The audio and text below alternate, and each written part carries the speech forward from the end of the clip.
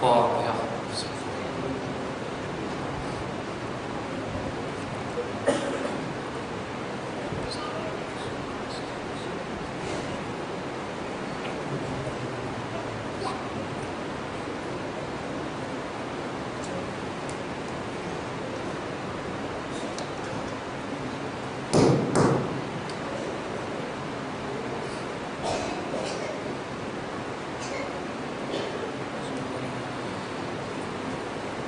لا حول ولا قوة إلا بالله العلي العظيم.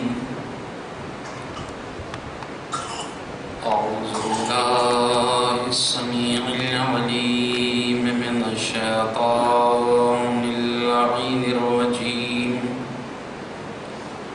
بسم الله الرحمن الرحيم.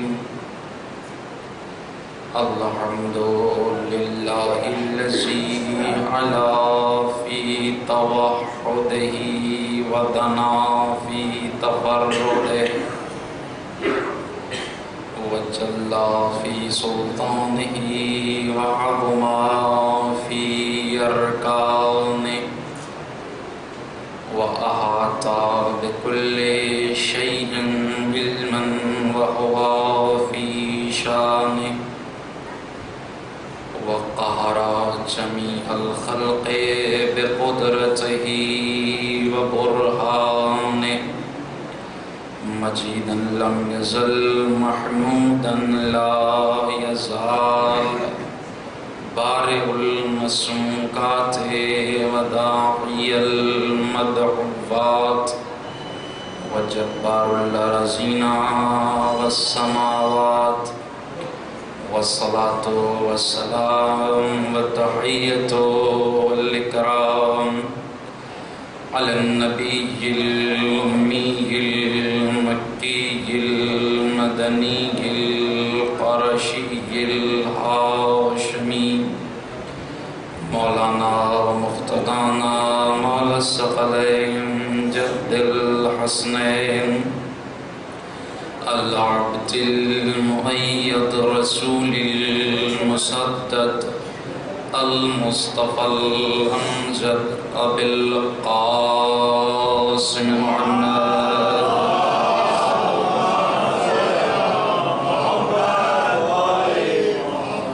وآله الطيبين الطاهرين المعصومين المظلومين المنتجبين المنتخبين ولعنة الدائمة على أعدائهم ومنكر فضائلهم الشاكين فيهم والمنحرفين عنهم أجمعين إلى يوم الدين.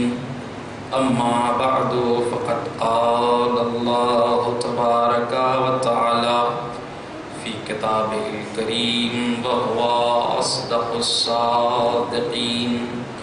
أعوذ بالله من النار ومن شر الكفار ومن غضب الجبار القهار. العزة لله ولرسوله وللمؤمنين. إن الله اشترى من المؤمنين أنفسهم وأموالهم بأن لهم الجنة يقاتلون في سبيل الله فيقتلون ويقتلون وعدا عليه حقا في التوراة والإنجيل والقرآن ومن أوفى بعهده من الله فاستبشروا ببيعكم الذي بايعتم به وذلك هو الفوز العظيم.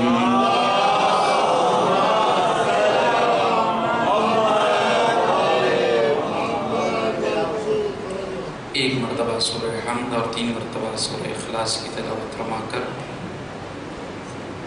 سردار قبیلہ مرحوم مغفور منور علی بن حیدر مرحوم کو اور شہزادی بی بی بنت غلام حیدر صاحب کو اور شہناب بی بی بنت منور علی مرحوم کی روح کو عزت کریں۔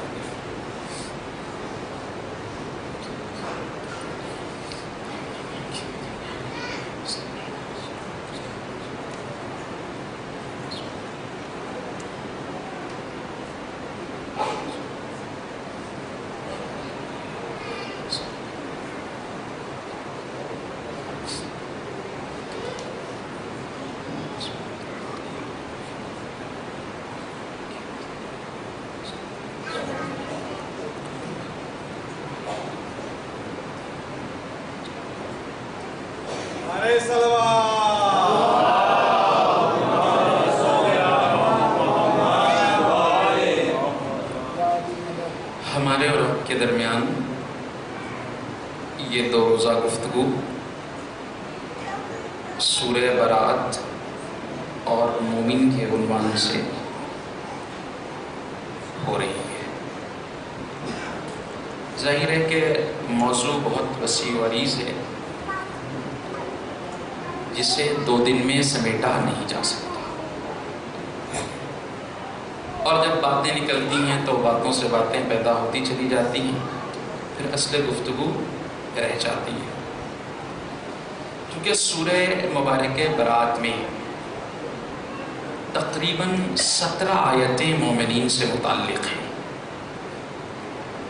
اب ظاہر ہے کہ اگر صرف ان آیتوں کی تلاوت کر دینا ہی مقصد ہوتا تو وہ مشکل بتمام 5 سے 7 دقیقے کا کام تھا، لیکن فقط آیتوں کی تلاوت مقصود نہیں ہے، بلکہ اس کی تشریحات اور توضیحات اور تعارف بھی مقصود ہے، لہٰذا وہ 1 گھنٹے کی تقریر میں ممکن نہیں ہے۔ آئیے ہم ترجمے سے گفتگو کو شروع کرتے ہیں۔ آیت سورہ مبارکہ توبہ 9 سورہ کی 111ویں آیت کہ بالتحقیق اللہ نے مومنین کے نفسوں اور مالوں کو خرید لیا ہے جنت کے عوض میں۔ جو لوگ اللہ کی راہ میں قتال کرتے ہیں، یا وہ قتل ہو جائیں یا غالب آ جائیں، تو ان کے لیے بھی اللہ کا پکا وعدہ ہے۔ اور کون ہے اللہ سے زیادہ اور اللہ سے بہتر اپنے وعدے کو وفا کرنے والا؟ پیغمبر آپ ان مومنین کو بشارت دے دیجئے جنہوں نے ہم سے یہ سودا کیا ہے، جنہوں نے یہ تجارت ہم سے کی ہے، جنہوں نے یہ بزنس ہم سے کیا ہے کہ اپنے نفس اور مال کو ہم سے بیچ کر جنت لے لیا ہے، اور یہی وہ لوگ ہیں جو کامیاب ہیں۔ اب اس کی بات کی آیت میں نہیں پڑھ رہا ہوں چونکہ اس میں تمام صفتیں قرآن مجید نے بیان کی ہیں اور اس کا وقت بھی نہیں ہے۔ تو اب ظاہر ہے خرید کیا رہا ہے اللہ؟ مومن کا نفس اور مال۔ قیمت کیا دے رہا ہے؟ جنت۔ خرید کون رہا ہے؟ اللہ۔ تو اب خریدنے والا اللہ، قیمت جنت، لیکن بیچ میں ایک چیز رہ گئی۔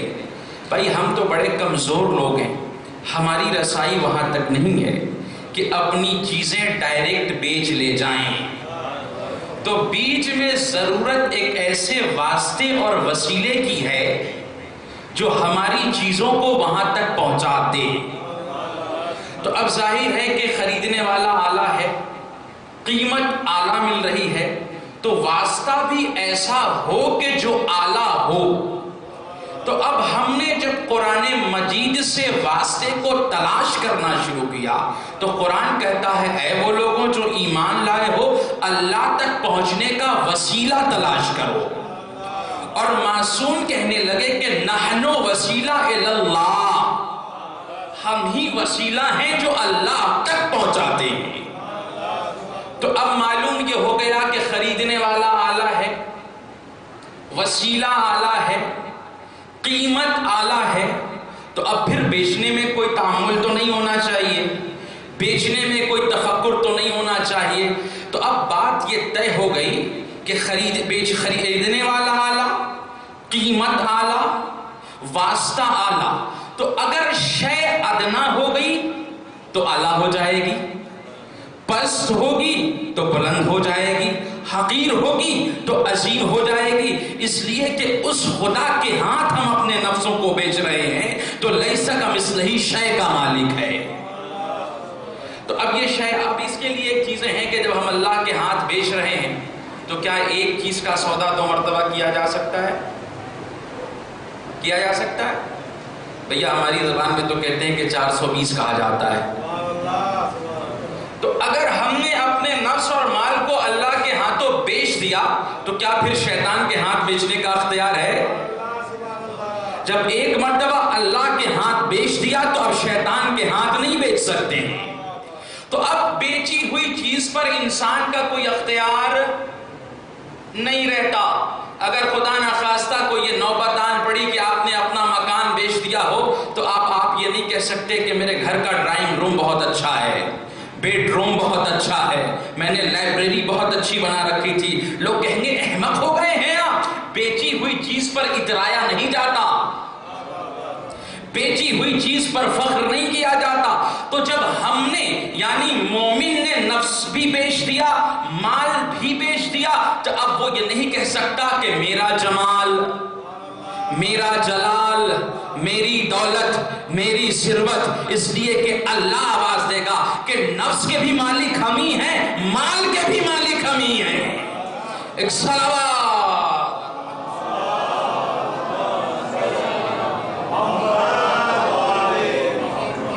تو اب وہ نہیں کہہ سکتے کہ یہ میرا جمال ہے، میرا جلال ہے، میری دولت ہے، میری حشمت ہے، میری ثروت ہے، میرا انداز ہے، میری خطابت ہے، میرا لہجہ ہے، میری تقریر ہے. اس لیے کہ تو اب نفس مومن نہیں رہا، مال مومن نہیں رہا. یہ تو اللہ نے بطور امانت ہمارے پاس جوڑ رکھا ہے. مالک کو اختیار ہے کہ وہ استعمال کرے، امانت دار کو اختیار نہیں ہوتا کہ وہ استعمال کرے. امانت دار کو بس اتنا ہی اختیار ہے کہ جس طریقے سے مالک نے وہ چیز آپ کو سونپی ہے صحت و سلامتی کے ساتھ آپ اسے لوٹا دیں، اس میں کوئی کمی نہ ہو اور زیادتی بھی نہ ہو. صلوات پڑھیں محمد والے محمد پہ.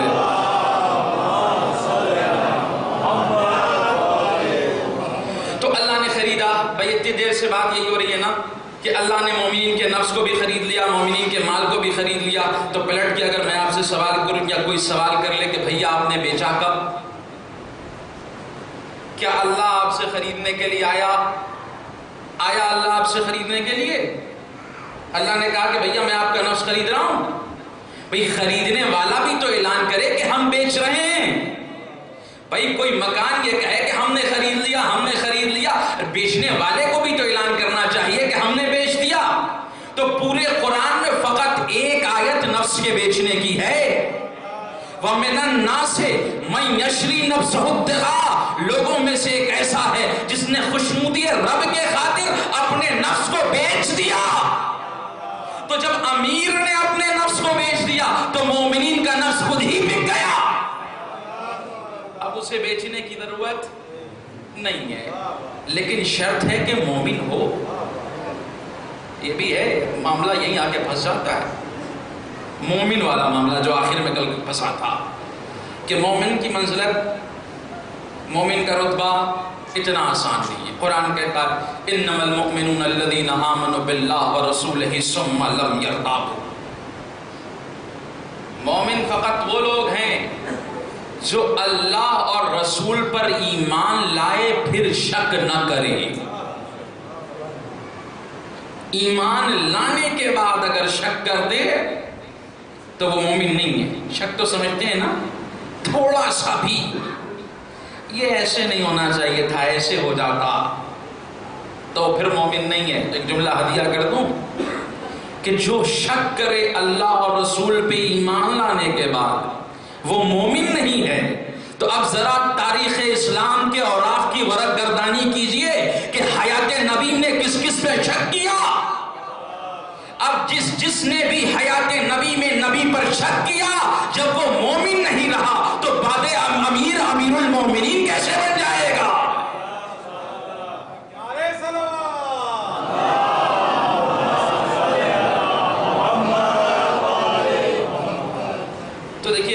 کا مرحلہ بڑا سخت ہے.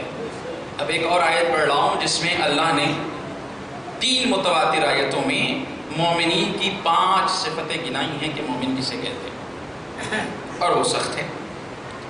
انما المؤمنون الذین اذا ذکر اللہ وجلت قلوبہم. مومن فقط وہ لوگ ہیں جب اللہ کا نام آئے تو ان کے دل لرز اٹھے. پہلی صفت کیا ہوئی؟ تو کیا ہمارے دل اللہ کے نام کے آنے سے لرز جاتے ہیں؟ کیا خوف زدہ ہو جاتے ہیں؟ ہوتے ہیں کہ نہیں ہوتے؟ اگر نہیں ہوتے ہیں تو پھر میں کہتا ہوں ریوائز کرنا چاہیے. دیکھیں خوف کی بھی 3 قسمیں. ایک ہوتا ہے کہ بھائی فلاں مار دے گا، ایک یہ ہو گیا. ایک یہ ہو گیا کہ فلاں چیز وہ دیتا ہے وہ چھین لے گا، 2 ہو گیا. اور ایک یہ ہو گیا کہ بھیا میں فلاں کا بیٹا ہوں، فلاں خاندان سے تعلق رکھتا ہوں، اگر میں یہ کام کروں گا تو میرے خاندان کے نام پر حرف آئے گا. خوف کی 3 صورتیں ہیں اور وہی رب کے ساتھ بھی ہیں. پہلا خوف جہنم کی آگ کا کہ اللہ کہیں جہنم میں ڈال دے. دوسرا خوف کہیں جنت چھین نہ لے. تیسرا خوف کہ جو ہم تقرب بارگاہ الہی حاصل کر رہے ہیں کہیں اس سے محروم نہ ہو جائیں. اور یہی سب سے بڑا خوف ہے اور اہم خوف ہے. بھائی وہ بھی خوف ہے، ٹھیک ہے، جنت یہ برا نہیں ہے. یہ ایسا نہیں ہے کہ جو جنت جہنم کی آگ سے ڈرتا ہے وہ غیر مستحسن ہے، وہ بھی مستحسن ہے. جو جنت کے شوق میں عبادت کرتا ہے وہ بھی مستحسن ہے. لیکن ان سب میں اعلیٰ وہ ہے جو اس لیے عبادت کرتا ہے کہ خدا کو لائق سجدہ پاتا ہے. اب ظاہر ہے کہ جملہ ہم جیسے تو کہہ نہیں سکتے، یہ وہ وہی کہہ سکتا ہے جو منبر سے سنونی کا دعویٰ کرتا ہوا نظر آئے ہے. تو یہ 3 منزل. تو اب دیکھیے خوف کیا چیز ہے، خوف سے ہوتا کیا ہے. اصول کافی میں ایک واقعہ امام سید الساجدین زین العابدین علی عبد الحسین سرکار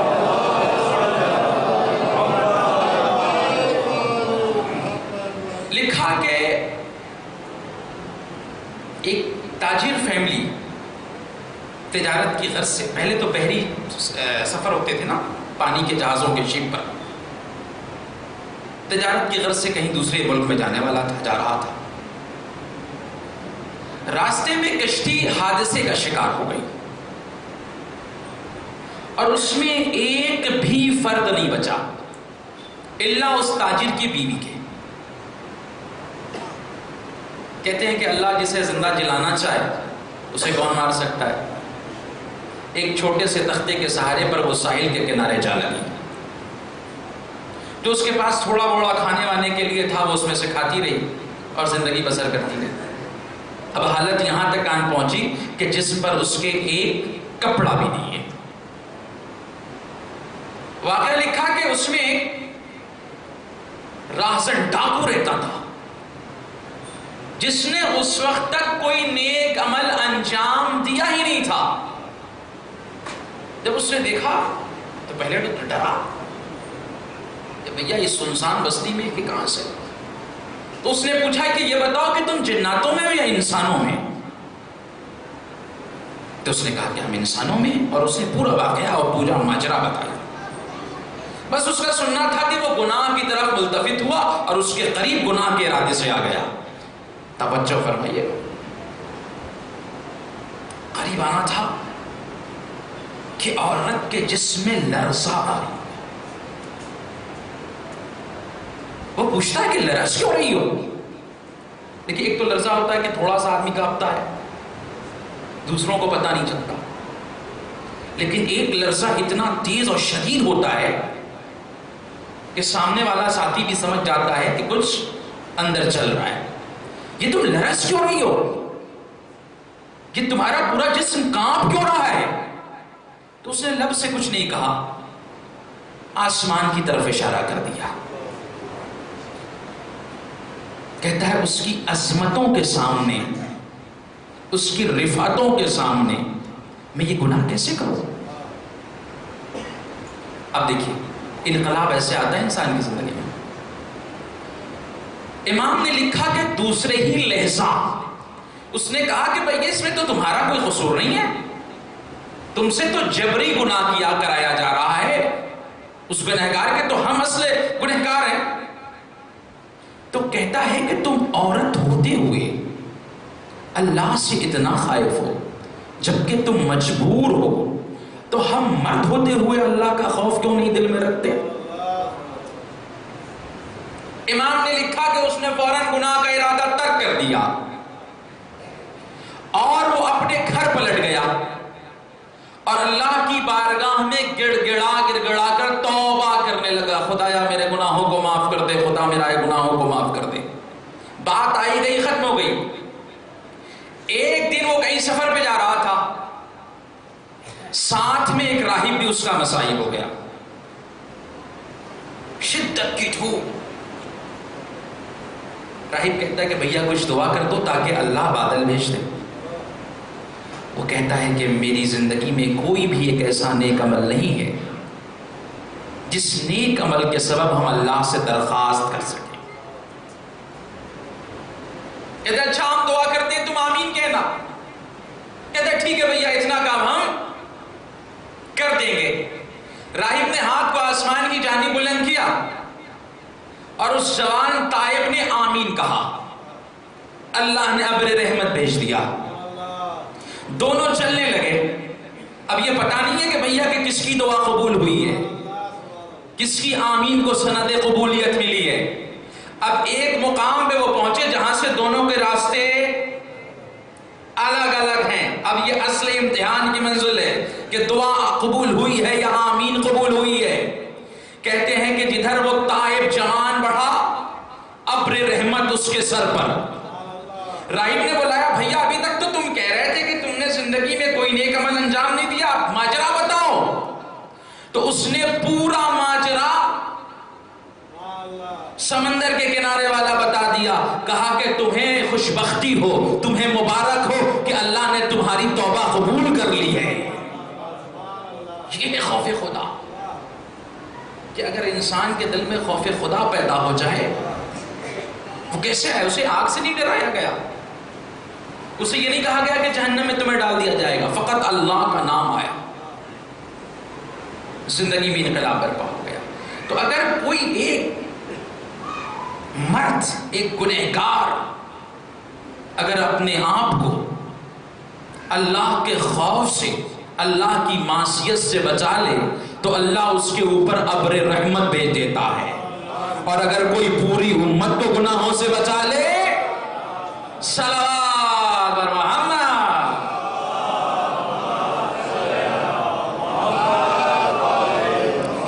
دیکھیں یہ واقعہ فقط سننے کے لیے نہیں ہوتے، عبرت کے لیے ہوتے ہیں. یہ فقط داستان نہیں ہے، فقط یہ کہانی نہیں ہے کہ سن کر کے اسے گزار دیا جائے. تاریخ کو تاریخ اسی لیے کہتے ہیں تاکہ ہم ان سے سن کر کے کچھ سبق سیکھیں. دیکھیے اور ایک اور واقعہ اسرار معراج میں لکھا، زبردست. دو چھوٹے چھوٹے واقعے ہیں جو سنتے جائیے انشاءاللہ زندگی میں بہت کام آئیں گے. اسرار معراج میں کیا لکھا؟ راوی لکھتا ہے کہ میں مصر کے بازار سے گزر رہا تھا. کہاں سے؟ مصر کے بازار سے. لوہا منڈی ہوتی ہے نا جہاں لوہے ہوئے بکتے ہیں، ادھر سے گزرا تو میں نے دیکھا کہ ایک شخص لوہار ہے جو لوہے کو اپنے ہاتھ سے پکڑ کے آگ میں ادھر ادھر دکھاتے ہیں نا تاکہ اسے پیٹے، دکھا رہا ہے. بھئی ہمارے یہاں تو لوہار کچھ لوہے کی چیز سے پکڑتے ہیں پھر لوہے میں ڈالتے ہیں. وہ بغیر کسی واسطے اور وسیلے کے ڈائریکٹ پکڑے ہوا ہے اور آگ دکھا رہا ہے. رک گیا اور اس نے پوچھا یہ بتاؤ کہ تمہیں آگ نہیں جلاتی؟ تو کہتا کہ نہیں آگ مجھے نہیں جلاتی. کہا ہمیں تو جلا دے گی. کہا ہم میں تم میں فرق ہے. کہا کیا؟ تو کہنے لگا کہ اصل میں مصر میں ایک بار قحط پڑا، شدید قحط، شدید قحط، اور پوری کی پوری لوگ انسان اپنی جان بچانے کی خاطر ایک پاؤ آٹا، ایک سیر آٹے کے لیے بے چین و بیتاب رہتے تھے۔ ہمارے گھر کے بغل میں ایک عورت رہتی تھی جو بیوہ تھی اور اس کے چند بچے بھی تھے۔ جب قحط سالی کی شدت بڑھی اور اس کے پاس کھانے پینے کے لیے کوئی اشیاء موجود نہ تھی تو وہ میرے پاس آئی اور کہنے لگی کہ بھیا میرے بچوں کی جان بچا لو، کھانے کے لیے کچھ دے دو۔ چونکہ جوان تھی، خوبصورت تھی، تو وہ کہتا ہے کہ میں اس کا عاشق ہو گیا اور میں نے گناہ کا ارادہ کیا کہ بھیا آٹے تو مل جائیں گے، گیہوں مل جائے گا، جو مل جائے گا، مگر اس کے عوض میں ہم گناہ کریں گے۔ وہ عورت اٹھی اور اس کے گھر سے چلی گئی۔ چند دن گزر گئے۔ پھر جب بچوں کی بھوک کی شدت بڑھی، اب دیکھا کہ بچے اب بچیں گے نہیں، پھر آئی، کہنے لگے بھیا میرے بچوں کی جان بچا لو۔ پھر اس نے دوبارہ وہی خواہش، پھر وہ چلی گئی۔ 2 دن بعد پھر آئی۔ اب تھا کہ اگر کھانے کو کوئی چیز نہ ملے گی تو بچے مر جائیں گے۔ اس نے کہا کہ تمہاری جو خواہش اور حاجت ہے منظور ہے، چونکہ ہمیں اپنے بچوں کی جان بچانی، مگر ایک شرط ہے، گناہ ایسی جگہ کرنا جو نہ ہمیں کوئی دیکھے جہاں، نہ تمہیں کوئی دیکھے جہاں۔ چلو ٹھیک ہے چلتے ہیں۔ ایک سنسان علاقے میں لے کے چلے گئے۔ اب وہ جیسی گناہ کے ارادے سے قریب آتا ہے اس کے جسم میں پھر لرزہ طاری ہے۔ تم نے تو کہا تھا کہ جہاں کوئی نہ دیکھے وہاں ہم گناہ کر لیں گے۔ کہا کہ دیکھو اللہ نے ہمارے اوپر 2 فرشتے مقرر کیے ہیں، تمہارے اوپر 2 فرشتے مقرر کیے ہیں، اس کے علاوہ ہمارا اور تمہارا رب بھی ہمارے اعمال کو دیکھ رہا ہے۔ ایسی جگہ چلو جہاں نہ دونوں فرشتے موجود ہو، جہاں نہ اللہ موجود ہو۔ کہتے ہیں اس کی بات سمجھ میں آ گئی اور اس نے گناہ کا ارادہ ترک کر دیا۔ گیا اس نے بچوں کے لیے جو ہوتا تھا وہ دے دیا، لیکن کہتا ہے کہ جب میں چلنے لگا تو اس نے ایک دعا دی مجھے کہ خدایا جس طریقے سے اس نے اپنے شہوت کی آگ کو بجھا لیا ہے ویسے ہی تو دنیا اور آخرت کی آگ کو اس پر حرام قرار دے دے۔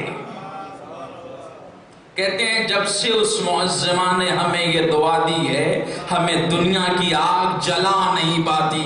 تو اگر کوئی عام عورت دنیا کے آگ سے حفظ و امان کی دعا دے دے تو وہ دنیا کی آگ اسے نہ جلائے، اور جسے شہزادی عالمیان دعا دے دے۔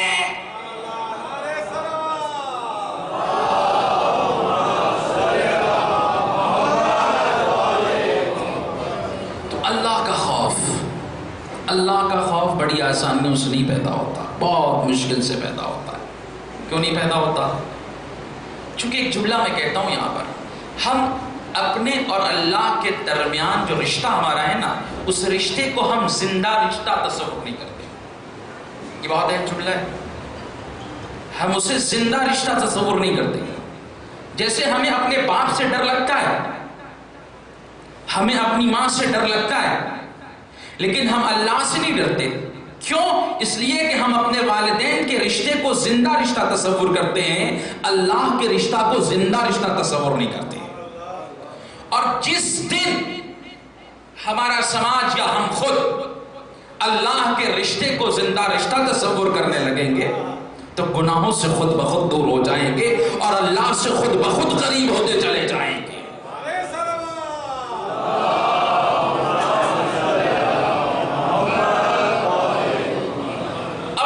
جج کیا کریں کہ ہم زندہ رشتوں کے ساتھ کیسے تعلقات و مراسم رکھتے ہیں اور اللہ کے رشتے کے ساتھ کیسے تعلقات و مراسم رکھتے ہیں۔ کیا ہم ویسے ہی مراسم رکھتے ہیں جیسے والدین کے ساتھ رکھتے ہیں یا دوسرے عزیزوں کے ساتھ رکھتے ہیں؟ تو اگر نہیں رکھتے تو کہیں نہ کہیں ایسا ہے کہ ہم اپنے زبان سے تو کہتے ہیں لا الہ الا اللہ، لیکن دل سے نہیں مانتے لا الہ الا اللہ۔ تو یہ مومن کی پہلی صفت ہے کہ اذا ذکر اللہ وجلت قلوبہم واذا تلیت علیہم آیاتہ زادتہم ایمانا. اور مومن کی دوسری صفت یہ ہے کہ جب اس کے سامنے قرآن مجید کی آیتوں کی تلاوت کی جائے تو اس کے ایمان میں اضافہ ہو. بہت مشکل مرحلہ ہے. ہم تو بھیا قرآن ہی نہیں پڑھتے ہے نا.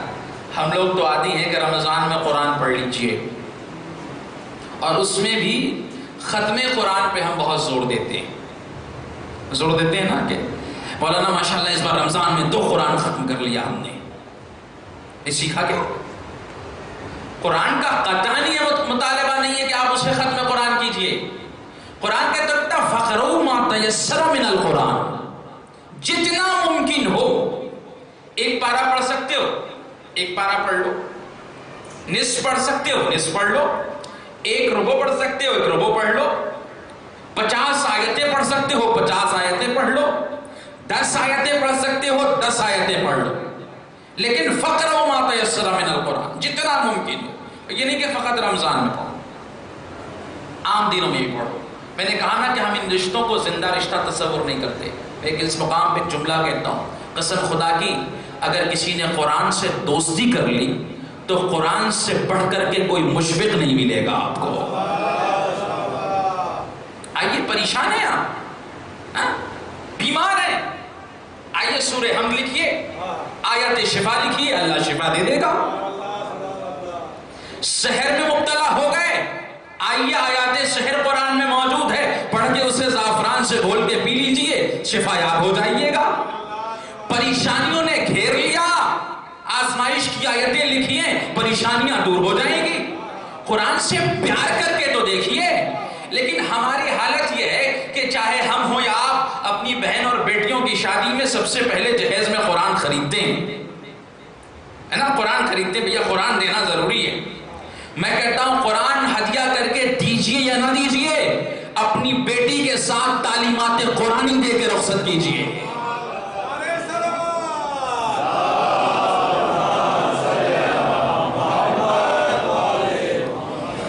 اس لیے کہ اگر آپ نے قرآن ہدیہ کر کے دیا اور تعلیمات قرآنی نہیں دیا تو پتہ ہے کیا ہوگا؟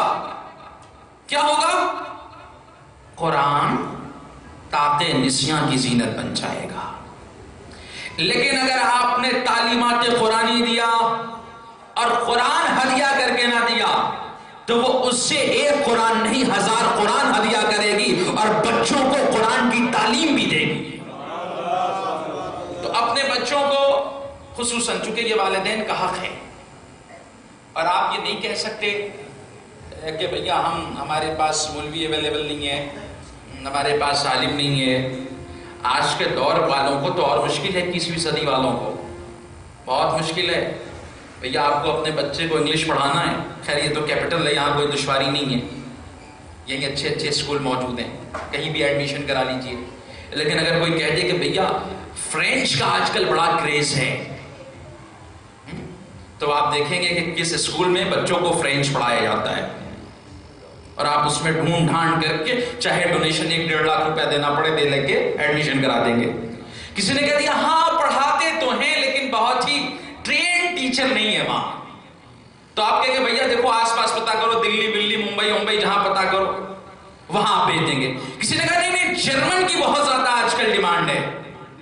تو آپ کہیں گے بھیا ایسے اسکول میں ایڈمیشن کراؤ جہاں جرمن ہو. تو آپ دلی بھی بھیجنے کے لیے تیار ہیں، ممبئی بھی بھیجنے کے لیے تیار ہیں، کلکتہ بھی بھیجنے کے لیے تیار ہیں، اور اگر صاحب ثروت ہیں تو آپ آکسفورڈ تک بھیجنے کے لیے تیار ہو جاتے ہیں، تاکہ بچہ آپ کا زمانے کے اعتبار سے چل سکے. تو اللہ پوچھے گا نا کہ جرمن لینگویج سیکھنی ہوئی تو دلی بھیج دیا، فرینچ لینگویج بھیجنی پڑھنی ہوئی تو کہیں اور بھیج دیا. یہ قرآن اور عربی سیکھنا ہوا تو اپنے بغل کے مولوی کے گھر نہیں بھیجا. تو اللہ سوال کرے گا ہم سے. اچھا اب ہماری آج کے دور والوں کو کوئی فرصت نہیں ہے، کوئی چھٹی وٹی نہیں ملے گی وہاں کہ ہم عربی بس پڑھ لیتے تھے. کس نے منع کیا تھا کہ اتنی عربی نہ پڑھیے کہ قرآن کی آیتیں سمجھ لیجئے؟ کسی نے منع کیا ہے آپ کو؟ کسی حکیم نے کسی ڈاکٹر نے کہا ہے کہ عربی نہ پڑھیے؟ بھائی اچھا جرمن کس ڈاکٹر نے کہا ہے کہ پڑھیے؟ بھائی انگلش کس ڈاکٹر نے کہا ہے کہ پڑھیے؟ تو سوسائٹی مینٹین کرنے میں پرابلم کریٹ ہوتی ہے، اس لیے انگلش بہت ضروری ہے کہ معمولی سی سوسائٹی مینٹین کرنے میں کسی زبان کی مخالفت میں نہیں بول رہا ہوں، یہ نہ سمجھیے گا کہ میں کسی زبان کی کا مخالف ہوں، نہیں، ضروری ہے ہر زبان سیکھیے، لیکن ہر زبان سیکھنے کے ساتھ ساتھ اللہ کی بھی تو زبان سیکھیے، قرآن کی بھی تو زبان سیکھیے، جو تعلیمات جہاں سے ہمیں ملنی ہے وہ زبان نہیں سیکھتے۔ اچھا، بڑی عجیب بات ہے، باتیں آئی ہیں تو قرآن کے سلسلے بھی چلتے چلی، تو اب بیٹی کی شادی کے لیے ہم قرآن خریدتے ہیں، بیمار ہو جائیں تو آیت شفا کے لیے قرآن ہے، تو کیا قرآن فقط شفا کے لیے؟ کیا قرآن بیٹی کی شادی کے لیے ہے؟ کیا قرآن فقط برکت کے لیے؟ کہ نہیں، یہ اس کے پرائمری ورک نہیں ہے، یہ سیکنڈری ورک ہیں، کہ قرآن میں شفا بھی ہے، قرآن میں برکت بھی ہے، قرآن سے نجات بھی ہے، یہ اس کے پرائمری ورک نہیں۔ پرائمری ورک کیا ہے؟ افلا یتدبرون القرآن، تجھے کیا ہو گیا ہے کہ تم قرآن پڑھتے تو ہو مگر غور نہیں کرتے؟ قرآن مکمل تدبر کی کتاب ہے، قرآن پڑھا جائے اور اس پہ غور کیا جائے، اس پر عمل کیا جائے، فقط پڑھ لینے سے نہیں ہوگا۔ اچھا، بہت سارے قاری قرآن ایسے ہیں جو قرآن کی تلاوت تو کرتے ہیں مگر قرآن ان کے لیے لعنت بن جاتا ہے۔ اب آپ کہیں گے مولانا یہ بھی عجیب بات ہے، ثواب کا کام کریں اور قرآن لعنت بنتا چلا جائے، ہے کہ نہیں عجیب بات؟ لیکن اب ایسے کیسے عجیب بات ہے؟ مثال کے طور پر خدا نخواستہ 11 مہینے نمازیں نہیں پڑھتے، اور رمضان کے مہینے میں مسجد میں آ گئے، قرآن اٹھایا اور پڑھنے لگے بسم اللہ الرحمن الرحیم اقیموا الصلاۃ والزکاۃ وارکعوا مع الراکعین، نماز قائم کرو اور زکوٰۃ دو اور رکوع کرنے والوں کے ساتھ رکوع کرو۔ سال بھر جماعت میں نہیں گئے، افطار کی خاطر جماعت میں چلے آئے ہیں۔ تو اب یہ بتائیے کہ قرآن یہ آیت مؤاخذہ کرے گی کہ نہیں کرے گی؟ بھیا 11 مہینے جماعت نہیں ہوتی تھی، 11 مہینے نماز واجب نہیں تھی، تو اس قاری سے پوچھا جائے گا۔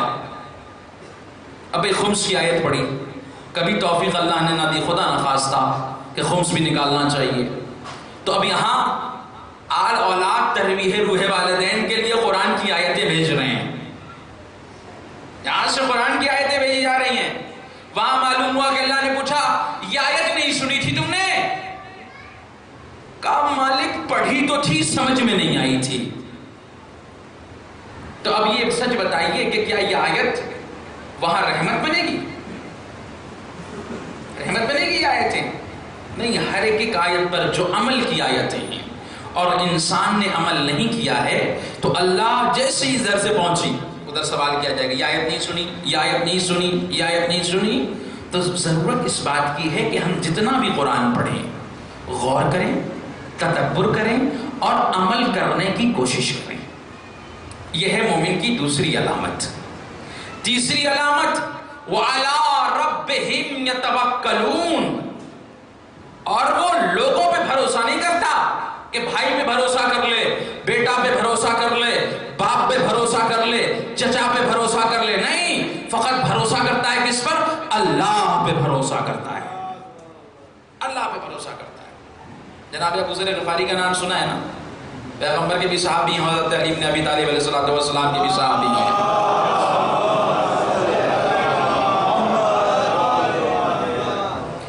حاکم شام کے خلاف جو اس کی مالی پالیسیز تھیں اس کے خلاف انہوں نے مہرہ کھول رکھا تھا، بالکل کھلا مہرہ۔ تو وہ یہ سمجھا کہ اگر کچھ مال دے دیا جائے تو ابو ذر ٹھنڈے ہو جائیں گے۔ اس نے اپنے ایک نوکر کو بلایا اور کہنے لگا کہ یہ 200 درہم ہیں اور لے جاؤ، یہ تھیلی ابو ذر کو دے دینا۔ وہ نوکر تھیلی لے کر کے پہنچا ابو ذر کے پاس اور کہا یہ حاکم شام نے آپ کے لیے بھیجا ہے۔ کیا ہے؟ کہا اس میں درہم ہے۔ ابھی قاصد موجود ہی تھا کہ وہ گھر سے باہر نکلے اور فقراء اور یتیموں میں اس درہم کو تقسیم کر دیا اور پلٹ کے آ کے کہتے ہیں جب تک میری اس تھیلی میں، ایک تھیلی تھی ان کے پاس، کچھ بھی موجود رہے گا ہم دوسرے پر کیوں بھروسہ کرنے لگے؟ اب وہ بیچارہ قاصد پاگل ہو گیا، 200 درہم، آج لگ رہا ہے نا 200 درہم، اس وقت ایک بڑی رقم ہے 200 درہم. کہنے لگا بھیا اس میں ہے کیا، تھوڑا مجھے بھی دکھا دیجئے کہ کیا ہے اس تھیلی میں، کہ 200 درہم پر بھی حاکم شام کے بھاری ہے. تو انہوں نے تھیلی پلٹ دی اور اس میں سے جو کی فقط 2 روٹیاں نکلی. کتنی روٹیاں؟ 2 روٹیاں. کہنے لگے ایک شام کے افطار کے لیے ہے، دوسری صبح کے سحری کے لیے ہے. اور جو خدا آج کھلا رہا ہے، جس نے آج کا انتظام کیا ہے، وہ کل کا بھی انتظام کر دے گا. انسان اللہ پہ بھروسہ بھی تو کرے. کبھی بھروسہ کر کے اللہ پہ دیکھیے، اللہ کبھی بھروسہ توڑتا نہیں ہے. پتہ ہے بڑا پیارا واقعہ ذہن میں اتفاقی آ گیا. پیغمبر اسلام پہ آیت نازل ہو چکی تھی کہ شراب حرام ہے. ادھر سے ایک شخص آ رہا تھا، سر پہ شراب اٹھائے ہوئے. اتفاقیہ نبی آ گئے. وہ گھبرا گیا کہ نبی پوچھیں گے تو ہم کیا جواب دیں گے. اس نے اللہ سے درخواست کی. بھئی سامنے ہم میں کتنا فرق ہوتا ہے، بہت فرق تھوڑی ہے. سامنے دیکھ رہا ہے آدمی، آنکھیں بند کی اور اس نے اللہ سے درخواست کی. دیکھیں اللہ پہ بھروسہ کیا چیز ہے. اے اللہ، اگر تو نے آج میری عزت بچا لی تو میں زندگی بھر کے لیے شراب چھوڑ دوں گا. درخواست کیا تھا اللہ پہ توکل کر کے. نبی قریب آئے، کیا ہے تو آدمی گھبرا جاتا ہے نا. چور کی داڑھی میں تو ایسی دن کا ہوتا ہے، گھبرا. اللہ کے نبی سکا کیا اتارو ذرا نیچے. جب اس نے اتارا تو دیکھا کہ واقعاً وہ شراب سرکہ بن چکی تھی. اب وہ آنکھیں اس کی اشبار ہو گئی، رونے لگا دہاڑے مار کے. اللہ کے نبی کہتے ہیں رو کیوں رہا ہے؟ کہا اللہ کے نبی آج میرے رب نے میری غیرت رکھ لی ہے، آج میرے رب نے میری عزت رکھ لی. کہا کیسے؟ کہا کہ اللہ کے نبی اس میں شراب تھی، میں نے آپ کو دیکھا تو کہا آج میری عزت تو گئی. اپنے اللہ سے التجا کیا کہ مالک میں تجھ ہی پہ بھروسہ کرتا ہوں، آج میری محمد کے سامنے، اپنے حبیب کے سامنے میری لاج رکھ لے، ہمیشہ ہمیشہ کے لیے شراب چھوڑ دوں گا. یہ ہے توکل. معصوم فرماتے ہیں کہ جہاں توکل ہوتا ہے وہیں ثروت مندی اور دولت مندی ہوتی ہے. جہاں توکل نہیں ہوتا نا وہاں فقیری ہوتی ہے. تو اللہ پہ توکل کیجیے، غیروں پہ توکل مت کیجیے.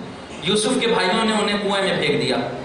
جب پھینکنے لگے تو یوسف مسکرا رہے تھے. کیا کر رہے تھے؟ مسکرا رہے تھے. بھائیوں نے کہا ابھی بھی کیا تم مذاق سمجھ رہے ہو کہ ہم تمہیں کنویں میں نہیں پھینکیں گے؟ کہ نہیں مذاق نہیں سمجھ رہا ہوں، میں اپنی پچھلی بات پہ مسکرا رہا ہوں. کہا کون سی بات؟ کہا میں نے کہا جس کے 11 بھائی ہوں اس کا کون کیا بگاڑ سکتا ہے.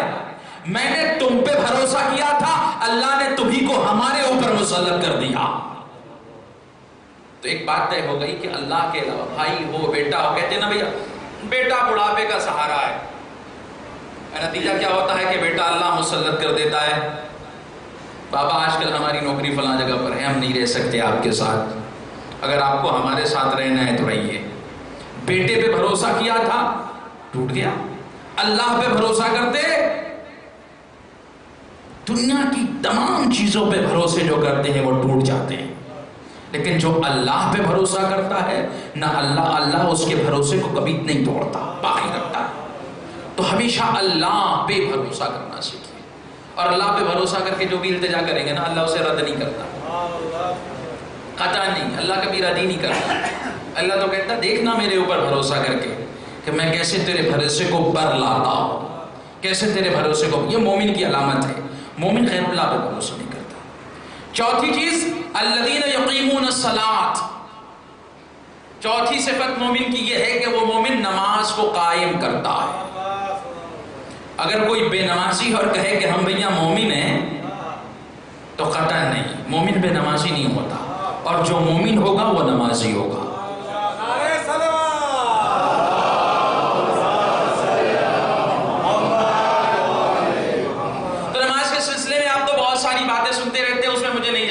ظاہر ہے کہ نماز پڑھنی چاہیے، بغیر نماز کے کوئی گزارا نہیں ہے. اس لیے کہ یہ سمجھ لیجئے ویسے ہی جیسے آپ باہر ملک جاتے ہیں تو پاسپورٹ ضروری ہوتا ہے تبھی ویزا لگتا ہے، تو یہ اعمال کی قبولیت کا پاسپورٹ اسے سمجھ لیجئے. فَإِن قُبِلَتْ قُبِلَ مَا سِوَا فَإِن رُدَّتْ رُدَّ مَا سِوَا. اگر نماز قبول کر لی گئی تو سارے اعمال قبول، اگر نماز رد کر دی گئی تو سارے اعمال رد. تو بھیا جو نماز نہیں پڑھتے ہیں ان کے پاس تو پاسپورٹ ہی نہیں ہو، زیارت پہ جا کہاں پائیں گے؟ پہلے پاسپورٹ بنائیے، بعد میں ویزے کی بات آئے گی. پہلے نماز کا پاسپورٹ تیار کیجیے، بعد میں مجلسیں کہیے تو شہزادی کے بعد لے کے جائیے گا نماز کے ساتھ عزاداری لے کے آئے ہیں، نماز کے ساتھ ماتم لے کے آئے ہیں، نماز کے ساتھ شبِ داری لے کے آئے ہیں، نماز کے ساتھ تقریریں لے کے آئے ہیں. یہ پاسپورٹ ہے، اب اس کے ساتھ جو قبول کرنا ہے قبول کر لیجیے.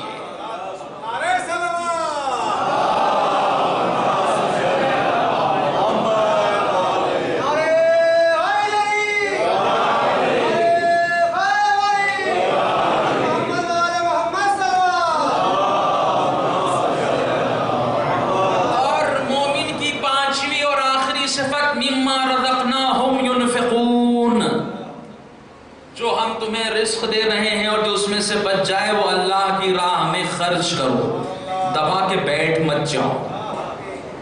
ہم یہ سمجھتے ہیں نا کہ 10 روپیز ہمیں ملتے ہیں تو سب ہمارے ہیں. نہیں، سب ہمارے نہیں. اس میں سے بھائی کا بھی حق ہے، پڑوسی کا بھی حق ہے، رشتہ دار کا بھی حق ہے، شہر میں آئے ہوئے محتاجوں کا بھی حق ہے. ایسا نہیں ہے کہ ہم نے 1 لاکھ روپے کما لیا تو ہمارا ہے سب. نہیں، آپ کا نہیں ہے سب. میں تو کہتا ہوں آج خیر منائیے کہ کوئی خبر لینے والا نہیں ہے، لیکن جب وہ آنے والا آئے گا نا تو پتہ چلا کہ ہم اور آپ ساتھ ساتھ گئے ہیں. میں پیسے بھول گیا، میں نے کہا بھیا 10 روپے سبزی کے دے دیجئے، اور آپ نے آنا کانی کی. تو وہ عام حکومت نہیں ہے، سلیمان نبی اللہ سے بڑھ کے حکومت ہوگی. وہ واقعہ یاد ہے نا، چونٹی گئی باتوں کو پہنچا دیا تھا، تو یہاں کی خبر وہاں ہو جائے گی کہ فلاں صاحب نے ابوذر صاحب کو 10 روپے نہیں دیا، تو وہیں سے فوراً حکم ہوگا کہ ان کی سیلری میں سے 10 روپیہ کاٹ لیا جائے. تو جو اللہ ہمیں رزق دے رہا ہے وہ سب ہمارا نہیں ہے. پڑوسیوں کا بھی خیال کیجئے، غربا کا بھی خیال کیجئے، مساکین کا بھی خیال کیجئے. دیکھیے کہ اگر کوئی بچہ پڑھنے کے قابل نہیں ہے لیکن وہ پڑھنا چاہتا ہے، فائنینشیل ویک ہے، تو اس کو سپورٹ کیجئے. وہ بچہ پڑوسی کا بچہ نہیں، وہ بچہ آپ کے قوم کا بچہ ہے. وہ بچہ پڑھے گا تو وہ اپنے باپ کا فقط نام روشن نہیں کرے گا بلکہ وہ آپ کے قوم کا نام روشن کرے گا.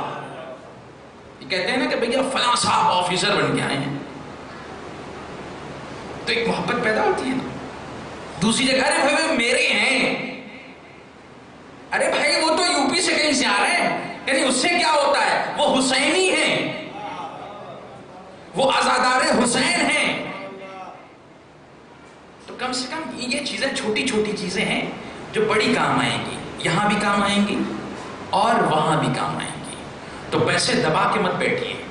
جو آج رزق دے رہا ہے وہی کل بھی دے گا، جس نے کل دیا ہے وہی آج بھی دے رہا ہے.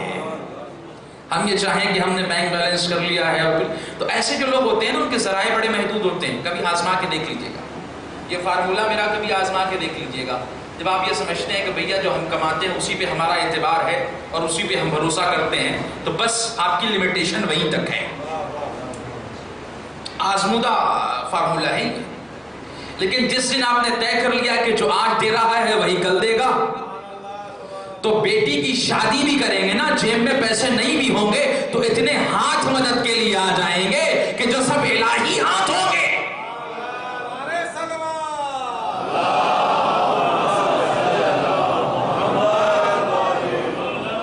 بھئی اللہ کہتا ہے میرے ساتھ سودا کرو. بھئی آپ بینک بیلنس کرتے ہیں، ریٹرن کتنا آتا ہے؟ 6 سال 7 سال 8 سال میں ڈبل آتا ہے، یہی نا جی، یہی آتا ہے نا. لیکن اللہ کے یہاں کم سے کم 10 گنا ریٹرن آتا ہے. من جاء بالحسنۃ فلہ عشر امثالھا.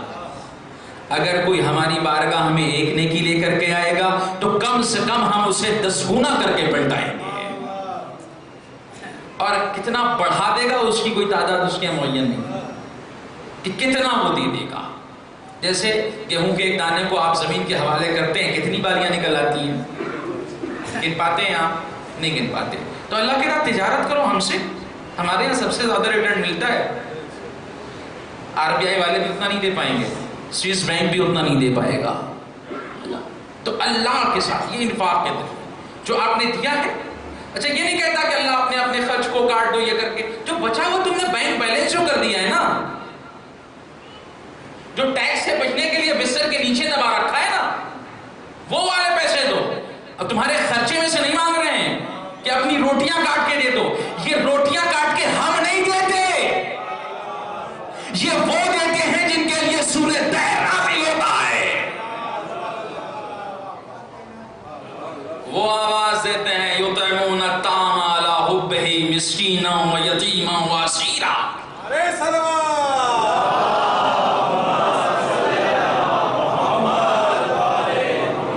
ہم سے جو اللہ کرنے کو کہہ رہا ہے یہ انفاق ہے، جو وہ کرتے ہیں وہ ایثار ہے۔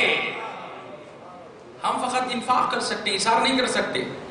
ہم تو دیکھتے ہیں بھئی ایک روٹی ہے تو سامنے والا نہ دیکھے ایسے چنا کے کھا لیتے ہیں، اور وہاں کیا ہے اپنی سب روٹیاں، وہ آقا ہی نہیں ان کے غلام اور کنیز بھی اپنی روٹیاں دے دیتے ہیں۔ یہ ایثار کی چیز ہے۔ تو مومن میں اگر 5 صفتیں ہیں تو وہ مومن ہے۔ اولئک المؤمنون حقا، وہی لوگ سچے مومن ہیں جن میں یہ 5 صفتیں پائی جاتی ہیں۔ میں نے حدیث کا سہارا نہیں لیا، میں نے کوئی روایت کا سہارا نہیں لیا، قرآن کی مکمل 3 آیتیں تھیں جس سے میں نے آپ کو بتا دیا کہ مومن کون لوگ ہیں۔ پہلی صفت کیا ہوگی کہ اللہ کا نام آئے تو دل لرز اٹھے۔ دوسری صفت کیا ہوگی کہ اگر قرآن کی آیتوں کی تلاوت کی جائے تو ایمان زیادہ ہو جائے۔ تیسری صفت کیا ہوگی کہ دنیا والوں پہ بھروسہ نہ کرے، اللہ پہ بھروسہ کرے۔ چوتھی صفت کیا ہوگی کہ وہ نماز پڑھتا ہو، بے نمازی نہ ہو۔ 5ویں صفت یہ ہوگی کہ فقط بینک بیلنس نہ کرتا ہو بلکہ اللہ کی راہ میں خرچ بھی کرتا ہو۔ اولئک المؤمنون الحقا، یہی سچے مومن ہیں، اور انہی کے لیے درجات بھی ہیں، انہی کے لیے مغفرت بھی ہے، انہی کے لیے رزق کریم بھی ہے۔ یہ ہے مومن۔ دعویٰ آسان ہے کہ ہم مومن ہیں، لیکن اگر یہ 5 صفتیں نہیں ہیں تو مومن نہیں ہیں۔ تو ان اللہ اشترا، 8-10 دقیقے بچے ہوئے ہیں، اس میں جتنی باتیں بتی ہیں اپنے سننے والوں کی خدمت میں نظر کر دوں۔ ان اللہ اشترا من المؤمنین، اب نفس اللہ کس کا خرید رہا ہے؟ مومن کا، جو اللہ کے نام سے ڈر جائے، جو قرآن کی آیتوں کی تلاوت سے ایمان جس کا بڑھ جائے، جو اللہ پہ بھروسہ کرتا ہو، جو نمازیں پڑھتا ہو، جو انفاق راہ خدا کرتا ہو، اللہ اس کا نفس خریدے گا، ہر ایرے غیرے کا نفس نہیں خریدتا۔ تب جب مومنین کا یہ معیار ہے تو جب اس نے امیر المومنین کا نفس خریدا ہوگا تو اس کے نفس کی بلندی کیا ہوگی؟ اس کے نفس کی بلندی کا اندازہ لگا پائیں گے آپ؟ بھائی ہمارا نفس وہ ہے کہ جب سو جائے تو جسم سے نکل جاتا ہے، لیکن امیر المؤمنین کا نفس وہ ہے کہ اگر جسم سے نکلے بھی تو مرضی معبود کا مالک بن جاتا ہے۔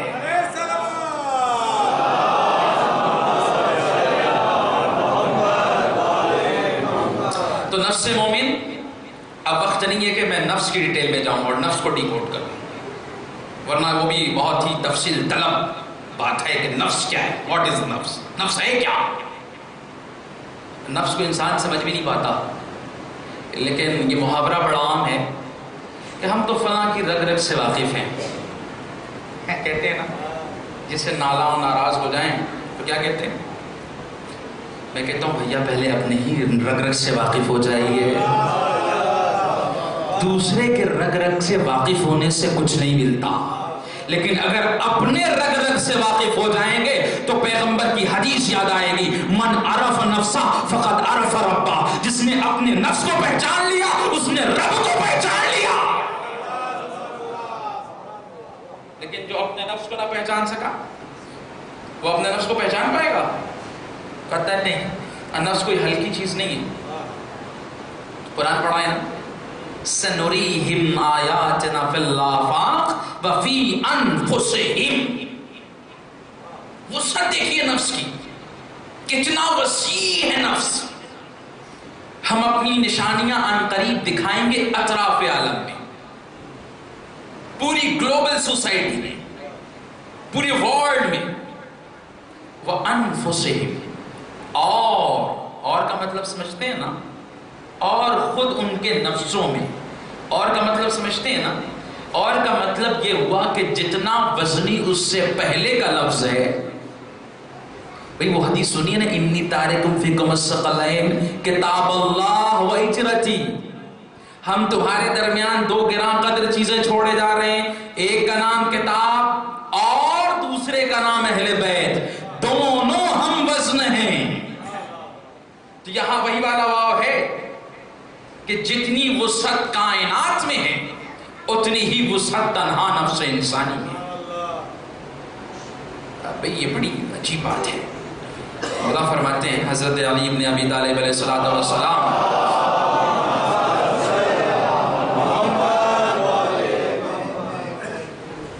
کیا سمجھتے ہو؟ الدزم جرم صغیر. تم اپنے جسم کو ایک چھوٹا سا جسہ تصور کرتے ہو؟ ذرا اس جملے کی بلاغت پہ جائیے گا. تم اپنے جسم کو ایک چھوٹا سا جسہ تصور کرتے ہو؟ نہیں.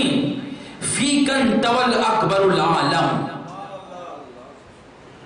یہ جسم کا چھوٹا سا جسہ نہیں ہے یہ جسم، بلکہ اکبر عالم کی تفصیلات کا خلاصہ اللہ نے تمہارے جسم میں رکھا ہے.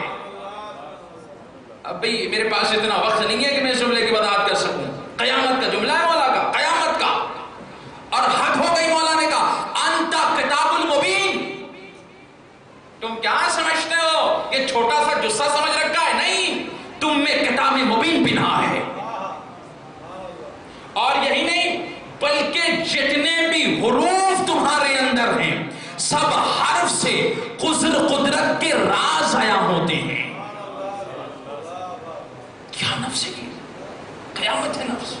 لیکن ہم تو بہت ہلکے میں لیتے ہیں نا نفس کو. اطراف عالم، دنیا، پوری دنیا اور ایک طرف تنہا انسان. جو لوگ میڈیکل کے اسٹوڈنٹ ہیں، سائنس کے اسٹوڈنٹ ہیں، وہ جانتے ہیں کہ دنیا بھئی ایک آنکھ، اس میں کتنی رگیں ہیں؟ اتنی رگیں ہیں کہ ایک آنکھ کی رگوں سے 7 کلومیٹر کی مسافت طے کی جا سکتی ہے. ایک جسم انسانی میں کتنی رگیں ہیں؟ ایک جسم انسانی میں اتنی رگیں ہیں کہ پوری دنیا کی گولائی کا ایک مرتبہ چکر لگایا جا سکتا ہے. کہاں بیٹھا ہے انسان؟ کیا دیکھ رہا ہے؟ یہی نہیں، دنیا گھومتی ہے نا. جو لوگ کرنٹ افیئر سے واقف ہیں وہ جانتے ہوں گے 2017 میں میڈیسن میں نوبل پرائز ملا تھا 3 لوگوں کو. کیوں ملا تھا؟ اس لیے کہ انہوں نے بائیولوجیکل کلاک، ایک ایسی گھڑی دریافت کی تھی کہ جیسے جیسے زمین گھومتی ہے اکارڈنگ ٹو ارتھ جسم انسانی بھی گھومتا رہتا ہے. ذرا انسان غور تو کرے، اللہ کو پہچانے. آج کے دور میں اللہ تک پہنچنا بہت آسان ہے، انسان پہنچنا تو چاہے. غور کرے انسان. تو ان لوگوں کو نوبل پرائز مل گیا. بائیولوجیکل کلاک انہوں نے دریافت کر لیا کہ انسان کا جسم ویسے ہی گھومتا ہے جیسے زمین گھومتی ہے، ورنہ تو گر جائیں گے نا. اگر ہم نہ گھومیں تو گر جائیں گے. تو ہم بھی گھومتے ہیں اکارڈنگ ٹو ارتھ. زمین کے اعتبار سے ہم بھی گھومتے رہتے ہیں. یعنی کہ ہمارے جس طریقے سے یہ گھڑی چل رہی ہے، جس طریقے سے کائنات کی گولائی میں گھڑی چل رہی ہے، ویسے جسم انسانی میں ایک گھڑی چل رہی ہے. بھوک ہمیں اس گھڑی سے نہیں لگتی، نیند ہمیں اس گھڑی سے نہیں آتی، بلکہ اندر والی گھڑی سے نیند بھی آتی ہے، اندر والی گھڑی سے سونا بھی آتا ہے، اندر والی گھڑی سے بھوک بھی لگتی ہے. ورنہ آپ کہیں مولانا ہمیں تو اسی گھڑی سے بھوک لگتی ہے. دیکھیے وہ تو خیال خام ہے، ورنہ 100 سال پہلے چلے جائیں گے تو یہ گھڑیاں کہاں ہوتی تھی. لوگ تو کہتے تھے لگ رہا ہے بھوک لگ گئی ہے، اب 1 بج گئے ہیں، بھوک لگ گئی ہے 8 بج گئے ہیں. انسان پہچاننا تو چاہے اللہ کو اپنے نفس کے ذریعے سے. اطراف عالم میں بھئی، اطراف عالم میں کیا ہے؟ سمندر بہہ رہے ہیں، دریاؤں کی روانی ہے. اللہ نے اس کو کمپریس کر کے جب سمیٹا تو انسان کے رگوں میں خون کی روانی دوڑا دیا. بھئی یہ اس میں زمین میں کیا ہے؟ صلاحیت نمو ہے. سرسبز و شادابیاں ابھری ہوئی ہیں، ہریالیاں ہیں. کہیں کوئی درخت بن گیا ہے، کہیں کوئی کھیت بن گیا ہے، کہیں کوئی کھلیان بن گیا ہے. اللہ نے جس میں انسانی میں نمو کی صلاحیتیں رکھی ہیں، یہ بال نمو ہی تو ہے نا. انسان غور تو کرے. دیکھیے ہوتا کیا ہے، آپ نے کہا کہ مولانا تقریر تو بڑی اچھی کی مگر پھیلا دیا تو سمیٹ نہیں پائے.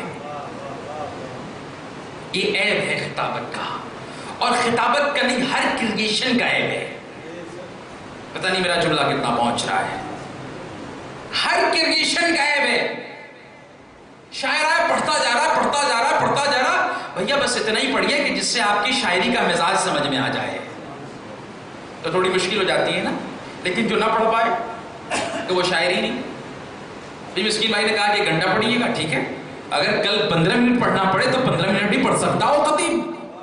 وہی خطیب کہا جائے گا. وہی کریٹر اچھا مانا جاتا ہے جو چیزوں کو پھیلانا بھی جانتا ہو، سمیٹنا بھی جانتا ہو. جب اس کریٹر نے، جب اس خالق نے اپنی تخلیق کو پھیلایا تو کائنات بنایا، جب سمیٹا تو نفس انسان بنایا.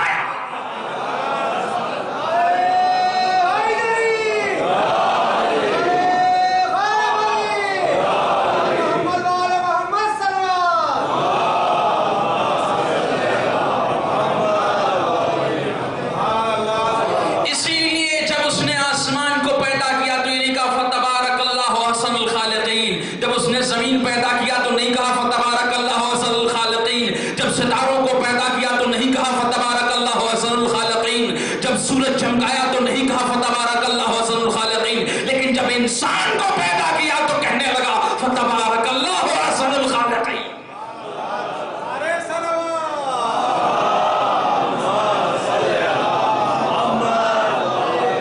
اس نے چاند ستاروں کو احسن تقویم نہیں کہا، اس نے سورج کو احسن تقویم نہیں کہا، اس نے دریا کی روانیوں کو احسن تقویم نہیں کہا، لیکن جب انسان کو بنایا تو کہا احسن تقویم بنا رہے ہیں. کارخانے قدرت الہی کا بہترین پروڈکشن ہے حضرت انسان. انسان غور تو کرے، لیکن غور نہیں کرنا چاہتا انسان. اسی لیے اللہ کہہ رہا ہے کیوں، کیا ہو گیا غور نہیں کرتے؟ ام قلوبنا اقفالوا، کیا دل پہ تالے والے پڑ گئے کیا؟ تو دل خدا را دل پہ تالے نہ لگائیے، دل کے دروازوں کو کھولیے تاکہ اللہ تک پہنچ جائے. اس لیے کہ ہر عبادت کا مقصد ہے قربت الہی. ان مجلسوں کا بھی مقصد ہے قربت الہی. جن مجلسوں سے انسان اللہ سے دور ہو جائے وہ سب کچھ تو ہو سکتی ہیں، عبادت نہیں ہو سکتی. تو یہ ہے نفس. ان اللہ اشتری من المؤمنین، باتیں بہت ساری ہیں اس میں، بہت ساری نفس کو ڈیکوڈ کرنے میں اچھا خاصا وقت لگے گا، لیکن اب اور آگے کی طرف بڑھ جاتے ہیں. ان اللہ اشتری، اللہ نے خرید لیا. کیا خریدا؟ مومنین کے نفس کو اور مال کو. قیمت کیا دی؟ یہی تو چاہتے ہیں. اور چاہتا کیا ہے انسان؟ جنت مل جائے. یہی تو ہے نا بھائی. مجلس میں کیوں جا رہے ہیں؟ جنت مل جائے. نماز کیوں پڑھ رہے ہیں؟ جنت مل جائے. حج پہ کیوں جا رہے ہیں؟ جنت مل جائے. زیارت پہ کیوں جا رہے ہیں؟ جنت مل جائے. باہر آنے والے مومن سے پوچھا، میں نے کہا کہ نماز پڑھنے کیوں جا رہے ہو؟ کہا جنت مل جائے. اچھا میں بھی چلتا ہوں. میں آیا مصلی پر، میں نے کہا نماز میں پڑھتا ہوں صبح کی 2 رکعت قربتاً الی الجنہ. نیت صحیح ہے غلط؟ ارے ابھی تو آپ کہہ رہے تھے کہ جنت کے لیے نمازیں پڑھتے ہیں. اتنے لوگوں نے یک لخت ہو کے کہہ دیا کہ غلط. تو باہر کیوں نہیں کہتے کہ جنت کے لیے نمازیں نہیں پڑھتے؟ ابھی تو کہہ رہے ہیں کہ نہیں نیت غلط ہو گئی. بھئی نیت غلط کیسے ہو گئی؟ باہر تو کہہ رہے تھے جنت کا. نہیں، جنت چاہیے لیکن نماز اس لیے نہیں پڑھ رہے کہ جنت مل جائے، نماز اس لیے پڑھ رہے کہ قربت الہی حاصل ہو جائے. تو ہر انسان کی خواہش ہے جنت. اب بھیا جنت کیا ہے؟ اچھا اللہ نے یہ نہیں کہا کہ میں جنت بیچ رہا ہوں. اللہ نے یہ نہیں کہا کہ جنت بیچ رہا ہوں. اللہ نے کہا نفس خرید رہا ہوں. اس کا مطلب یہ ہے کہ جو چیز اہم ہوتی ہے اس کا اعلان کیا جاتا ہے، جو چیز افضل ہوتی ہے اس کا اعلان کیا جاتا ہے، مفضول کا اعلان نہیں کیا جاتا. تو ابھی اللہ کو اگر ہمیں جنتی بنانا ہوتا تو اللہ ہمیں پیدا کرتا جنت میں ڈال دیتا. ہمارے ابو البشر کو آبا و اجداد یعنی آدم و حوا کو ضرورت کیا تھی؟ وہاں پیدا کیا، یہاں بھیج دیا. اگر اللہ کا مقصد ہمیں جنتی بنانا ہوتا تو ہم لوگوں کو کہتا تھا بھیا پھل ول کھاؤ، نہریں وہریں بہت ہیں، انشاءاللہ کبھی موقع ملا تو جنت کی بھی سیر کراؤں گا کہ جنت کیسی اللہ نے بنائی ہے. شداد والی نہیں، اللہ والی. صلوات محمد.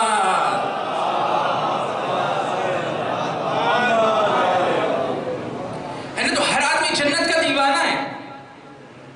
کیا چاہیے ہمیں؟ جنت چاہیے. اللہ نے کہا ہم جنت تو بیچ ہی نہیں رہے. ایک جملہ کہہ دوں، جنت تو اہل بیت کے گھر کے دیوانے اپنے ہاتھوں سے بنا کے 2 درہم میں بیچ دیا کرتے ہیں. اب یہ تو اپنی اپنی قسمت ہے.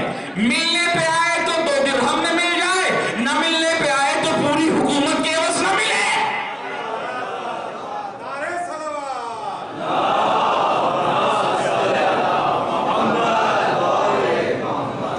یہ تو قسمت ہے نا بھیا اپنی اپنی. ملنے پہ آئے تو 2 درہم میں مل جائے. تو یہاں جنت نہیں بیچی جاتی، نہیں بیچی جاتی جنت. تو جنت کیا ہے؟ افضل ہے، مفضول ہے.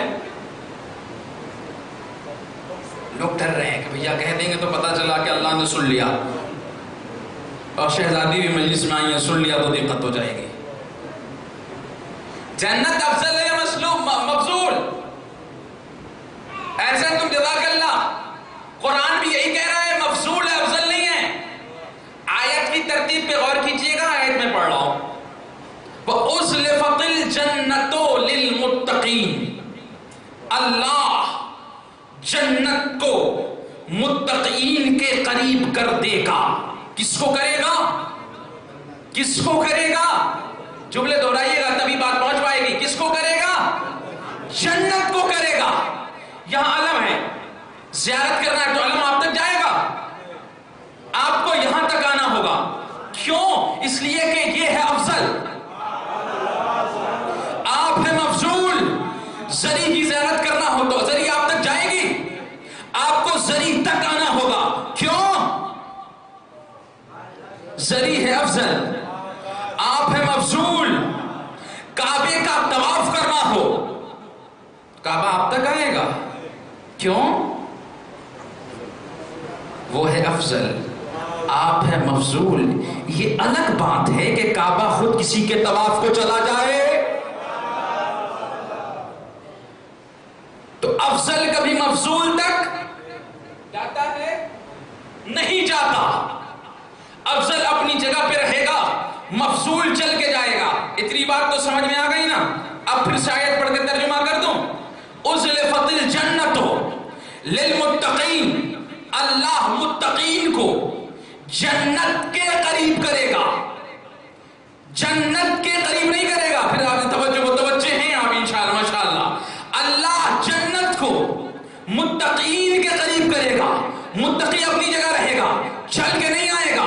کیوں؟ اس لیے کہ افضل اپنی جگہ رہتا ہے، مفضول چل کے جاتا ہے، افضل چل کے نہیں جاتا. اس کی سب سے بڑی مثال کربلا ہے. کربلا والوں کو جنت نہیں جانا ہے، اللہ نے کربلا کو داخل جنت کر لیا ہے.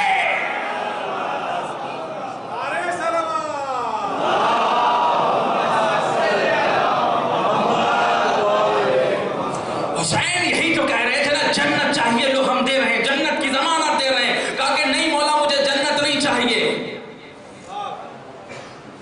کہ جنت کے مشتاق نہیں ہیں، جنت خود ان کی مشتاق ہے۔ انہیں جنت جانے کی ضرورت نہیں ہے، اللہ نے کہا آپ وہیں رہیں گے، ہم آج جنت سے فرشتے زمین پر بھیج دیں گے، اور روزانہ 70,000 فرشتے جنت سے آتے ہیں، 70,000 فرشتے۔ تو جنت کا اشتیاق نہ پیدا کیجیے، قربت الہی کا اشتیاق پیدا کیجیے، اس لیے کہ اللہ جس کے نفس کو خرید لیتا ہے اس کا تو جنت کی ضمانت ہے۔ حبیب چلے جاؤ، مولا نہیں چلیں گے، اس لیے نہیں جا رہے ہو کہ جنت نہیں ملے گی، نہیں مولا جان گنوانی پڑے گی۔ حبیب کیا کہتے ہیں؟ مولا اگر ہمیں 70 مرتبہ بھی 1000 مرتبہ، 70 تو مسلم ابن وسلم نے کہا تھا، 1000 مرتبہ بھی قتل کیا جائے اور ہمارے لاشیں کو نظر آتش کر دیا جائے اور خاک کو ہوا میں منتشر کر دیا جائے، پھر زندگی دی جائے اور پھر کہا جائے کہ تم حسین کا ساتھ چھوڑ دو، تو آقا ہم آپ کا ساتھ نہ چھوڑیں گے، جبکہ ہمیں پتا ہے کہ اس وقت موت صرف ایک مرتبہ آنی ہے۔ یہ ہے کربلا، انہیں جنت کا اشتیاق نہیں تھا، قربت الہی، فقط قربت الہی۔ کربلا سے ہمیں یہی درس ملتا ہے کہ ہم جنت کے مشتاق نہ بنیں، قربت الہی کے مشتاق بن جائیں۔ کیا تھا جنت کی ضمانت تو حسین نے دے دی تھی۔ روز عاشور کربلا کا مارے گا، ہر شہید تو یہی چاہتا تھا نا کہ سب سے پہلے ہماری قربانی ہو جائے، کیا بچہ، کیا بوڑھا، کیا جوان، اللہ۔ لیکن اس کے بعد بھی جو لوگ مشن تحریک امام علی مقام سے جڑے رہے، ان کی نظروں میں بھی جنت نہیں تھی بلکہ قربت الہی، جس کی پاسداری سیدہ زینب کر رہی تھی، جس کی رہبری سیدہ زینب کر رہی تھی۔ ایک جملہ کہتا ہوں یہاں پر، کل بھی کہا تھا کہ ہم حسین کا فقط ایک اشرا منائیں، چونکہ اس لیے اگر منائیں تو کافی، اس لیے کہ حسین کی مصیبتیں 10 محرم کو تمام ہو جاتی، لیکن سیدہ زینب کی مصیبتیں اتنی ہیں کہ اگر ایک محرم کو ہم دوسرے محرم سے بھی ملا دی تو ان کے غم کا مداوع نہیں کر سکتے۔ کیا سمجھتے ہیں آپ؟ سیدہ زینب کی قربانیاں کم ہیں؟ اگر حسین نے مدینہ چھوڑا ہے تو زینب نے بھی مدینہ چھوڑ دیا ہے۔ اگر حسین والد کربلا ہوئے ہیں تو زینب بھی ساتھ ساتھ والد کربلا۔ اگر حسین 7 محرم سے پیاسے ہیں تو سیدہ زینب بھی 7 محرم سے پیاسے۔ روز عاشورہ حسین مقتل سے لاشیں لاتے ہیں تو سیدہ زینب مسند بچھاتی ہے، لیکن حسین کی مصیبت عاشور کو تمام ہو گئی، سیدہ زینب کی مصیبتوں کا آغاز ہو رہا ہے۔ اب سیدہ زینب کربلا سے چل رہی ہے، 12 محرم کی تاریخ آ گئی، بھائی کے لاشے پہ پہنچی، ہاتھ کو آسمان کی جانب بلند کیا، خدایا میرے بھیا کی اس قربانی کو قبول کر لینا۔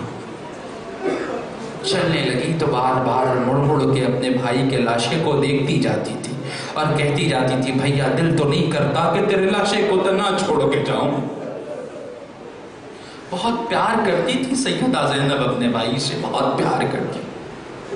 بتائے راوی کہتا ہے کہ جب عبداللہ سے شادی ہو گئی، دیکھیے کتنا پیار کرتی تھی زینب۔ عبداللہ سے جب شادی ہو گئی تو ہمارے یہاں بھی دستور ہے کہ شادی کے چند دن بعد لڑکی کے گھر والے یا ماں یا باپ چاہتے ہیں، جناب فاطمہ باحیات نہیں تھی، علی نے فضہ کو بلایا، فضہ اگر آج فاطمہ زندہ ہوتی تو فاطمہ زینب کے گھر جاتی ہے، فضہ آج فاطمہ زندہ نہیں، آج تو زینب کی ماں بن کے زینب کے ہاں چلی جا۔ راوی کہتا ہے زینب کے ہاں فضہ کی، جیسے ہی سیدہ زینب نے فضہ کو دیکھا دہاڑے مار مار کے بی بی رونے لگی ہیں۔ فضہ کہتی ہے زینب میں سمجھ گئی، تو یہی کہہ رہی ہے نا کہ آج اگر تیری ماں زندہ ہوتی تو میں نہ آتی، تیری ماں آتی۔ سیدہ زینب تڑپ کے کہتی ہے کہ اماں فضہ میں اس لیے نہیں رو رہی بلکہ 3 دن ہو گیا بھیا حسین کا دیدار نہیں کیا۔ کتنا پیار کرتی تھی زینب، اتنا پیار کرنے والی بہن جب 12 محرم کو لاش حسین سے رخصت ہو رہی تھی تو اب مجھے نہیں پتا کہ کس انداز سے زینب رخصت ہوئی ہوگی، لیکن مقاتل نے لکھا کہ زینب آگے چلتی جاتی تھی، پیچھے مڑ مڑ کے دیکھتی جاتی تھی اور یہ کہتی جاتی بھیا اگر ہم آزاد ہوتے تو تیری قبر کی زندگی بھر مجاوری کرتے۔ 12 محرم کو یہ لٹا ہوا قافلہ کربلا سے چلا، شب کی تاریکی پھیل چکی ہے، اب کوفے کے شہر کے باہر یہ قافلہ لٹا ہوا پہنچ گیا۔ ابن زیاد کا حکم ہے کہ دن کے روشنی میں اس قافلے کو وارد کوفہ کیا جائے۔ 13 محرم آ گئی، اب یہ لٹا ہوا قافلہ وارد کوفہ ہونا چاہتا ہے، لیکن مجھے ایک منظر اور بھی یاد آ گیا۔ اس سے پہلے بھی زینب کوفے آئی تھی، بڑی شان و شوکت کے ساتھ آئی تھی۔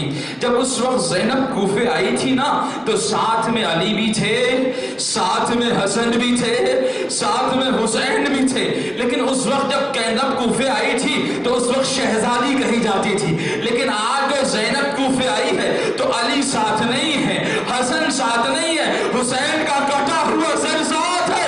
عجب نہیں زینب نے اپنے بابا کے قبر کا رخ کیا ہوگا، آواز دی ہوگی بابا آؤ زینب کی مظلومیت دیکھو۔ کل جب زینب آئی تھی شہزادی کہی جاتی تھی، لیکن آج زینب آئی ہے باغی کی بہن کہی جا رہی ہے۔ ہاں آزادارو بس چند دقیقے اور تخفیف زحمت، راوی کہتا ہے کہ یہ 13 محرم کو یہ لٹا ہوا قافلہ وارد کربلا ہوا، لیکن قافلے کی ترتیب کچھ اس طرح تھی کہ اماریاں پھر سر، اماری پھر سر، اماری پھر سر، تاکہ ابن زیاد غیرت محمد اور ناموس محمد کا کھلے عام مذاق اڑا سکے۔ ایک مرتبہ علی کی بیٹی کو جلال آ گیا، آواز دی یا اہل الکوفہ غزو ابصارکم، اے بہرا کوفیوں اپنی آنکھیں بند کر لو، سید زادیاں محملوں پہ سوار ہیں۔ راوی کہتا ہے اس آواز کا اتنا اثر ہوا کہ کوفیوں نے اپنی نظریں نیچی کر لی، لیکن یہ قافلہ رفتہ رفتہ آگے بڑھتا گیا۔ ایک مومنہ ضعیف مومنہ اس لٹے ہوئے قافلے کے قریب آئی اور کیا دیکھتی ہے کہ ایک ننھی بچی ہے جس کے رخسار پہ نیل کے نشان ہے، خون آنکھوں اور کانوں سے خون بہ رہا ہے، لیکن بار بار وہ اپنی پھوپھی اماں سے کہتی ہے پھوپھی اماں پیاس مارے ڈالتی ہے، پھوپھی اماں پیاس مارے ڈالتی ہے۔ میں سمجھ گئی کہ بچی بڑی پیاسی ہے، لیکن جیسے ہی وہ مومنہ سمجھی اس نے ایک کاسے نے پانی لیا، بچے کے قریب آئی اور کہتی بچی یہ پانی پی لے اور میرے لیے ایک دعا کر دے، لیکن ایک دعا کے ساتھ ایک اور دعا کر دینا۔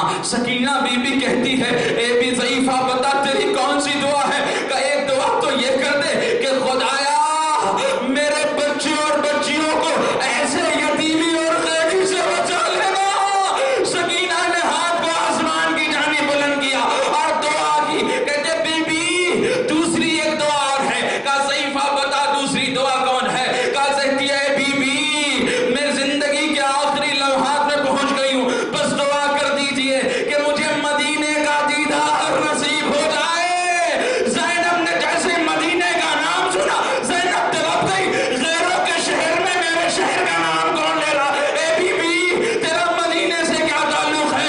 کہتی ہے بی بی میرے رسول کا نواسہ وہی رہتا ہے، اے بی بی میرے رسول کی بیٹی کا بیٹی وہی رہتی ہے۔ ایک مرتبہ زینب نے چادر ہٹائی، زینب نے بال ہٹائے، اے ام حبیبہ میں زینب ہوں، تو نے زینب کو نہیں پہچانا۔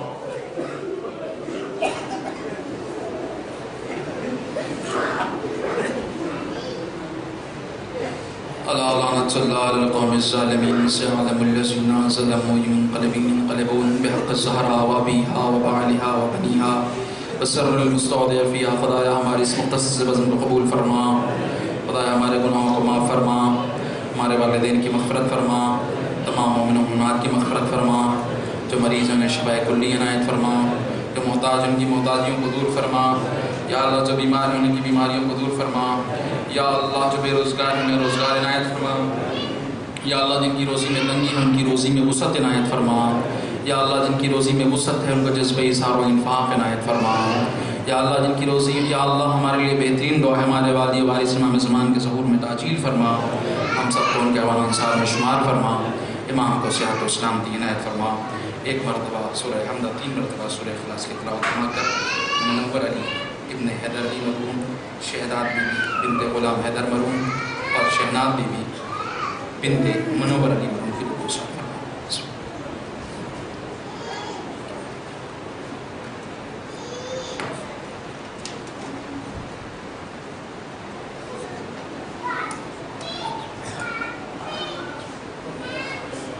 ربنا تقبل منا انك انت السميع العليم۔